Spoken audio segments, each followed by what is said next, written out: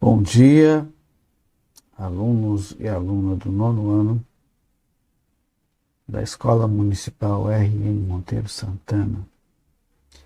Aqui quem fala é o professor Ronaldo, professor de ciências de vocês. Tivemos uma grande parada agora, em virtude da pandemia, mas agora vamos retornar às nossas atividades mesmo de uma forma diferente, aula remota. E para abrir essas aulas, segundo nossos conteúdos, nós vamos ver no nono ano Química e Física e Biologia em formas alternadas, uma hora outra. E hoje nós vamos iniciar a Química falando dos modelos atômicos. Bom, você já deve ter pensado, imaginado, ou perguntado, ou ter tido a curiosidade de: mas o que é o átomo? E por que falar em modelos atômicos? O átomo a gente não vê, a gente não percebe.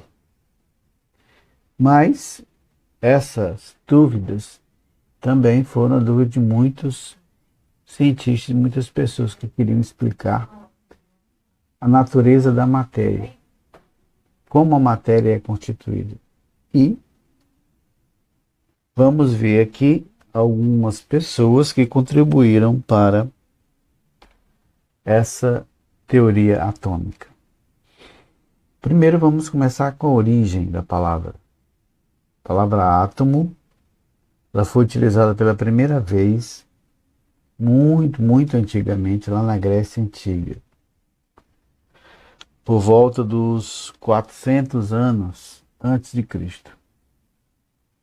Um cidadão chamado Demócrito, um filósofo grego, pensando na constituição da matéria, por ser filósofo ele pensava muito, acreditava que todo tipo de matéria fosse formada por diminutas partículas que denominou átomos. A palavra átomo, na sua concepção, a sua estrutura, significa não divisível, ou então sem divisão. Quem gosta do significado das palavras, se nós pegarmos a palavra átomo e separá-las, o A para um lado e tomo para outro, o A significa não. E tomo parte, quer dizer, não tem parte, não pode ser dividido. Seria mais ou menos assim. Então ele partiu do seguinte princípio: se grosseiramente nós pegássemos um pedaço de pedra, pegasse um martelo e começasse a bater nessa pedra, nós íamos reduzi-las ao pó. Mais ou menos foi isso que ele pensou. Né? Rusticamente e grosseiramente foi mais ou menos assim. Né? Mas é obviamente que isso não é verdade hoje, você sabe disso. Em 1808, Dalton retomou as ideias sob uma nova perspectiva. O que seria essa perspectiva? Seria a experimentação. Ele baseou em reações químicas, pesagens minuciosas, chegando à conclusão de que os átomos realmente existiam e que possuíam algumas características. Bom, essas características nós não vamos nos deter a elas, né, porque esse formato não permite, mas no final eu vou dizer onde você pode encontrar mais informações. Então, ele dizia o seguinte: toda matéria é formada por diminutas partículas esféricas maciças, neutras e indivisíveis, chamada átomos. Veja, a ideia da indivisibilidade ainda permanece com Dalton. ele não avançou. Apesar de fazer experimentação minuciosa, com todo cuidado, ele não mudou a ideia de que o átomo fosse divisível. Por exemplo, ele continuou com a mesma ideia. Tá bom? Bom, o que que tem de... Qual é a contribuição do Dalton aqui? Bom, contribuição são as reações químicas. Reações químicas são combinações de elementos diferentes formando outros elementos, formando outras substâncias. Isso, Demócrito, pela própria característica dele, que era filósofo, não teve ideia, né? Mas o Dalton já teve e contribuiu muito, porque já no século XIX, a ciência já estava com uma certa evolução.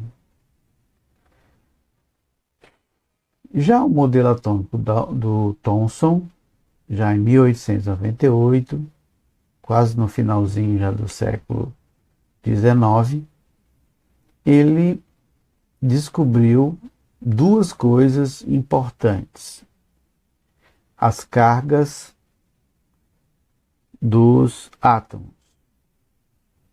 Com a descoberta dos prótons, que são cargas positivas, e elétrons negativas, Thomson propôs um modelo atômico, um modelo de átomo, no qual os elétrons e prótons estariam uniformemente distribuídos, garantindo o equilíbrio elétrico entre as cargas positiva dos prótons e negativa dos nêutrons. Bom, seria mais ou menos o que está aqui nessa figura, né? À esquerda, um pudim com passas. Está muito feia essa figura, mas é o que temos. E aqui, essa imagem que eu mostrei agora para vocês, vejam aí as cargas positivas, que são os prótons, e negativas, que são os elétrons. Lá em cima está bem mostrado lá, ó. A carga positiva seria no todo, né? E os elétrons estariam bem próximos umas das outras. Aqui a contribuição, a evolução, vamos dizer assim, são as cargas, né? Cargas positivas e negativas. Rutherford, pensando com a contribuição das cargas positivas, prótons e elétrons, ele pensou assim: o átomo seria um imenso vazio, no qual o núcleo, é bom que se coloque que o núcleo já tinha sido descoberto, ocuparia uma pequena parte, enquanto os elétrons circundariam uma região negativa chamada eletrosfera, modificando assim o modelo proposto por Thomson. Veja só aqui o desenho, né? Elétron com carga negativa e o núcleo com carga de Z, né? Que é o número atômico. Mais adiante a gente vai descobrir isso. Veja aqui, ó, o modelo, né? Eu acho que bolinhas roxas estivessem circundando o núcleo, que é essa bolinha no centro. E em 1885 a 1962 viveu neste mundo Niels Bohr. E foi um cientista que juntou a ideia do Rutherford e a contribuição de outros e elaborou o modelo mais aceito que nós vamos estudar assim por diante. O que ele dizia? De acordo com o modelo atômico proposto por Rutherford, os elétrons, ao girarem ao redor do núcleo, com o tempo perderiam energia e se chocariam com o mesmo. Como o átomo é uma estrutura estável, Niels Bohr formulou uma teoria em 1913, sobre o movimento dos elétrons, no qual foi fundamento da teoria quântica da radiação em 1900 de Max Planck. Veja, aqui o elétron, para ele, circularia em regiões bem específicas, que ele chamou de níveis de energia. Cada nível recebeu uma letra do alfabeto, começando pela letra K até a letra Q, K-L-M-N-O-P-Q. Mais adiante, a gente vai entender, se for possível, que cada camada, ou cada nível ou camada, que é a mesma coisa, vai ter um número máximo de elétrons que suporta. E isso foi descoberto e foi inventado por outro cientista que a gente não vai falar aqui. E aqui do outro lado nós temos um desenho esquematizando como é essa força de atração ou repulsão entre as cargas positivas, os prótons e os elétrons.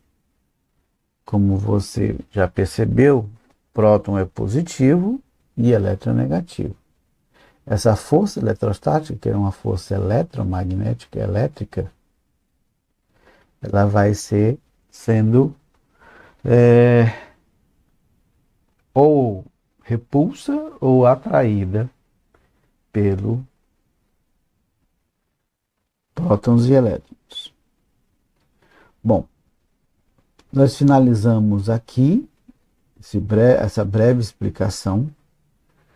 No capítulo 1 do seu livro, se você já recebeu o seu livro, você vai encontrar mais e mais informações a respeito dos modelos atômicos.